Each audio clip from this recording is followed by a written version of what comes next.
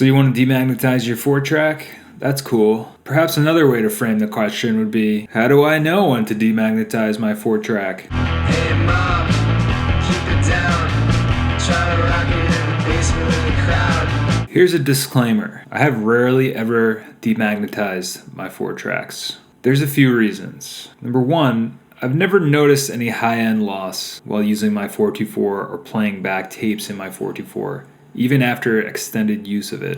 But I do clean my 424 regularly. Number two, I use my 4-track sparingly, using a DAW or some other type of practice regimen to rehearse sections of a song over and over again so that I don't put wear on my 424. Only when I feel thoroughly prepared to record do I actually do so, and at that point, maybe I'll do 1 or 2 passes and be done. So you may be wondering, well, how the heck does that help me, Mike? Well, here's how you can figure out if your 4-track needs to be demagnetized or not. You're going to need a tone generator. I'm using Logic's built-in test oscillator. We're going to record a test tone onto a tape. 16 kilohertz will do the trick. The reason we're using a 16 kilohertz tone to test our 4-track is because the overall frequency response of the recorder section of the Tascam is the range of 40 Hz to 16 kilohertz, as outlined on page 51 of the Tascam 424's manual.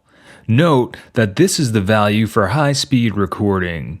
If you're recording at the lower speed, the high end of the spectrum only goes to 10 kilohertz. We'll record about 15 seconds of the test tone to our tape. Note the level that this is recorded at. Now play the tape back a few times and watch the level meter. Here's mine after about 10 passes. Still looking strong, right? While this meter isn't insanely accurate, I can say with a high level of confidence that my machine does not need to be demagnetized. If it did need to be demagnetized, the level of the signal would drop during each successive playback, and that 16 kilohertz tone would be erased slowly by the magnetized playhead. Or at least I'd be able to notice some kind of signal loss. As always, let me know how this worked out for you. Let me know if you've demagnetized in the past. Did you hear a difference? Did it work? Personally, I'm not entirely convinced that demagnetizing a 4-track actually does anything, so I'd be curious to hear your stories and your ideas as to whether it does or not. What's your experiences been with demagging and demagging wands? Different wands seem to have different strengths of demagnetization, so the demagnetization debate rages on. Thanks for watching. Don't forget to subscribe to my YouTube channel, you nerd. Godspeed, my friend. Later.